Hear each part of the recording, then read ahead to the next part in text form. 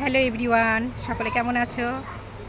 তোমরা বুঝতে পারছো আমি এখন বসে আছি স্টেশনে আর যাব হচ্ছে বিষ্ণুপ্রিয়া। এই ট্রেনটা করেই যাব। ট্রেনটা এখন দেরি আছে ছাড়তে, তো বিষ্ণুপ্রিয়া যাব, ওখান থেকে যাব নবদ্বীপ, মায়াপুর, সবটা ঘুরবো, ঘুরে দেখাবো। তো চলো, ট্রেনটা কখন ছাড়বে সেই অপেক্ষায় বসে আছি। তো বিষ্ণুপ্রিয়া গিয়ে দেখা হবে নবদ্বীপ, মায়াপুরে। টাটা। চলে এসেছি গঙ্গার ঘাটে, আর গঙ্গার ঘাটে এসে কিন্তু প্রথমে টিকিট কেটে তারপরে কিন্তু লঞ্চে চেপে পড়েছি।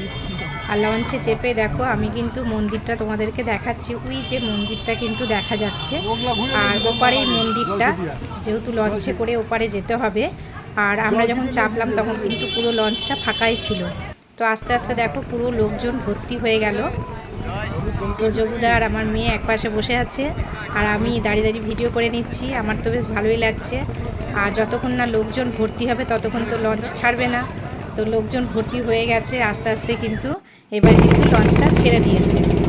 তো খুব ভালোই লাগছে। আর মেঘলা মেঘলা ওয়েদার, আর রোদ উঠছে, হালকা হালকা রোদ উঠছে, কিন্তু যেহেতু ঘুরতে যাচ্ছি তো খুব ভালোই লাগছে।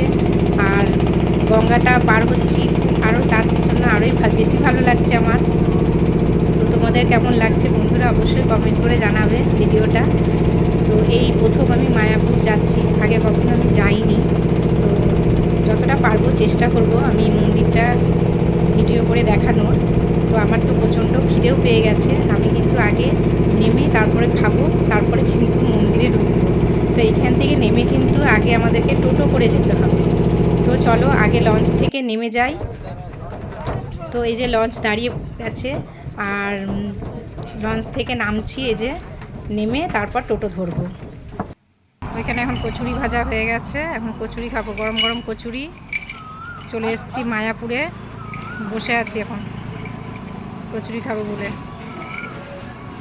এই যে কচুরি চলে এসছে, কচুরির সঙ্গে ঘুগনি। তা এখন খেয়ে নিই, খেয়ে তারপরে মন্দিরে ঢুকবো।